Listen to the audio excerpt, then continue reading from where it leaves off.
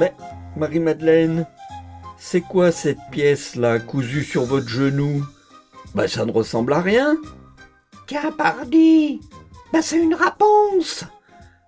J'aimerais vous y voir que ça ressemble à rien. Vous croyez quand même pas que je vais laisser un trou tout décousu au beau milieu du genou? Puis me promener toute malgaunée, sans même avoir pris sur moi de faire une réponse. Alors, vous avez cousu une pièce de tissu, et c'est une réponse. Voilà un mot bien de chez nous. Essayons de comprendre comment est né et s'est perpétué chez nous autres comtois ce mot que le français ignore. Au départ, nous partons de pondre, qui vient du latin ponere, placer, mettre en place, disposer. Le participe passé de ponere, positum, a donné position, positionnement. Maintenant, ajoutons à ponere, ajoutons le préfixe ad. Ad qui indique en latin la direction. Vers, comme adapter, c'est prendre la direction, se donner les moyens pour rendre apte. Puis ad, c'est aussi l'arrivée vers cet objet, comme adhésion.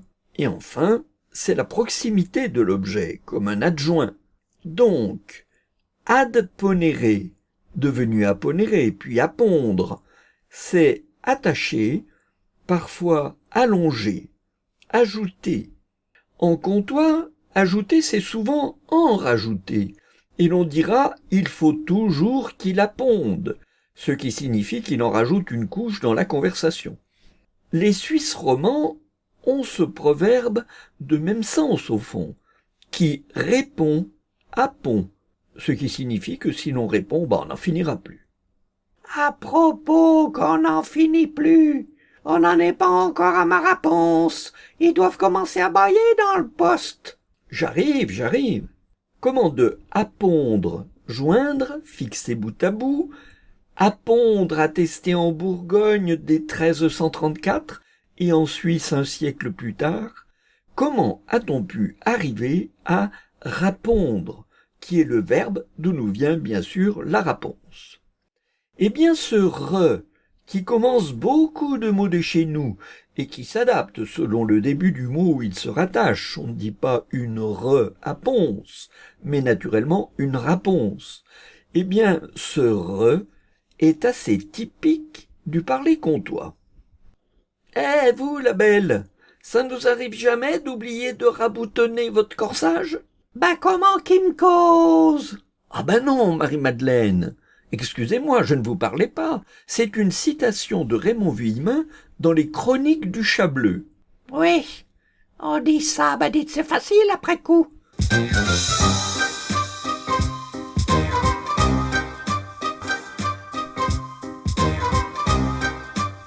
D'autres exemples de mots comtois commencés par ce re à valeur intensive et qui marquent donc l'insistance ou l'importance.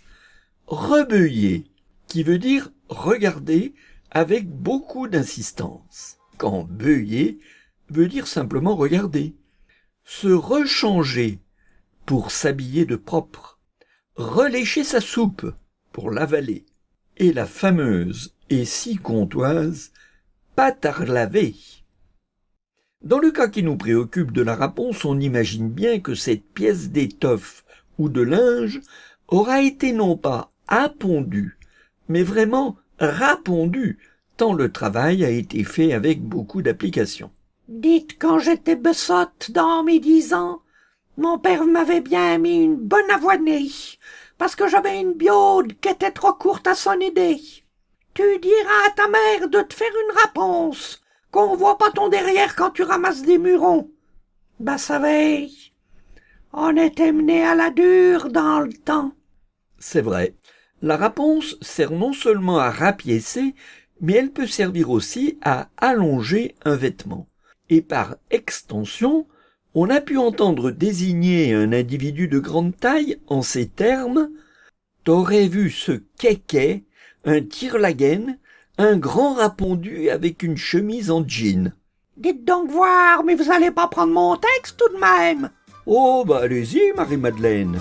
T'aurais vu ce kéké? Oh, un tire-la-gaine, un camp volant, un grand rat pondu avec une chemise en jean. Merci. À la semaine prochaine. À la revoyote, Marie-Madeleine.